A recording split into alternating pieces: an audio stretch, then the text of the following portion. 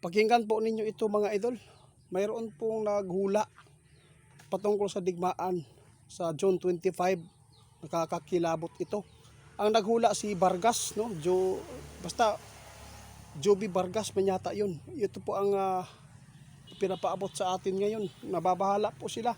Dahil malapit na po ang June mga idol. Ano po ba ngayon? Lalo na si BBM pumunta doon sa Kazan, Russia, kung saan ipinatawag ni Putin si Pangulo natin. Kaya nakakakilabot po ito. Kaya dapat po tayo maghanda mga idol. Pakinggan po natin si kaibigan para malaman po ninyo kung talagang totoo ba itong hula ni Joby Vargas. Kaya ito po. Yun po ang gusto kong malaman sa inyo kaibigan.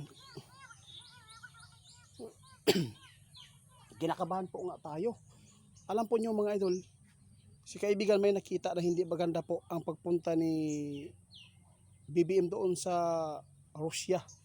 Isa po ito sa nabanggit ngayon ng ating kaibigan, digmaan po ito. Lalo na may sumabay na naman na may naghula si Joby Vargas. Tapos marami po siyang hinuhulaan na nangyayari. Kaya nakakatakot po ito sa mga tao na nakapanood. Kaya nakarating sa atin ngayon. Gusto po daw nilang malaman, totoo po ba talaga na karong June 25 daw magkakaroon ba ng digmaan? Wala siyang nakitang digmaan mga idol, yun po ang totoo sa June 25. Pero ito po ang tandaan ninyo na dapat po tayo maghanda dahil ang Pilipino po mismo ang magpapatayan dito. Talagang hindi po maganda itong impormasyon mga idol. Kaya itong digmaan kaibigan, hindi pa ngayon mga idol, pero malapit na.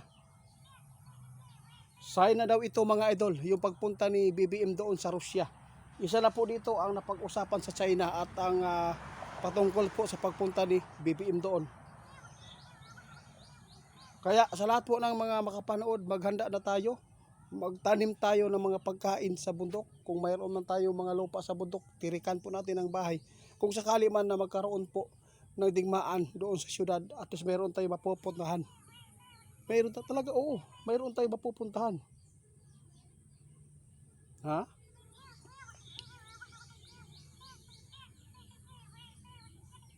Grabe. Ito po nakikita ng ating kaibigan. Ang nakikita ng ating kaibigan sa taong ito, kaguluhan po sa Pilipinas. Ito mga sinasaniban ng mga senador, mga kawatan, natatandaan po ninyo sana yan mga idol kapag eleksyon na. Itong mga tao to hindi na pwedeng ibabalik pa sa Senado, hindi na pwede itong mga senador na to na makaupo pa dahil talagang ito yung mga tao na sinasaniba ni Satanas. Kahit hindi ko na pangalanan pa kaibigan, alam na po nila kung sino talaga yan.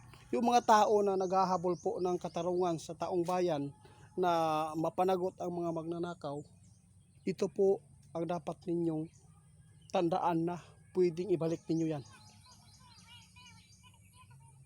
Ito po ang makapagbigay po ng kaguluhan sa itong tensyon sa Senado dahil sa flood control. Kasi gusto po yung ibang mga senador hindi nagkaisa dahil isa pala sila mga magnanakaw, nakakuha ng malita. Kaya tinatakpan po nila. Oo, tinatakpan nila ang makawatan dahil isa po sila sa nadeliveran. Oh, nag-alala si kaibigan mga idol. Kaya wag kayong matakot sa hinulaan ni Joby Vargas sa June 25 mangyayari daw ang digmaan. Wala siyang nakitang digmaan po sa Pilipinas mga idol. Ang nakita lang ng ating kaibigan ngayon ay talagang nakakakilabot po itong kaguluhan sa Pilipinas dahil sa flood control. Ang babala ng ating kaibigan ngayon, hindi tayo magpadala sa anumang mga tukso ng dyablo.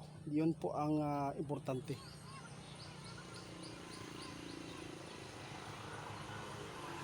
Oo, ito ang sabi ng ating kaibigan ngayon. Lagi tayong manalangin at mag-ready. Manalangin, mag-ready tayo lagi sa anumang darating na panahon sa ating hinaharap. Dahil po, si kaibigan nagbabala na. Itong sign na pagpunta ng presidente doon sa Russia, isa po ang gulo, digmaan. Kaya dapat po natin na paghandaan kasi hindi na po tayo umasa sa kanila dahil wala naman po silang niready. Wala naman silang itinayo para po sa Pilipino na makasurvive tayo sa digmaan. Kaya hanggang dito na lang muna mga idol. Maraming salamat po sa inyo lahat. Paki-report ni Ghost Under 88 Fans. thank you po sa lahat po ng mga nagpaabot sa atin. Huwag kayong matakot. Wala pong nakita si kaibigan ngayong June na to na digmaan. Oo, sana po ay wala.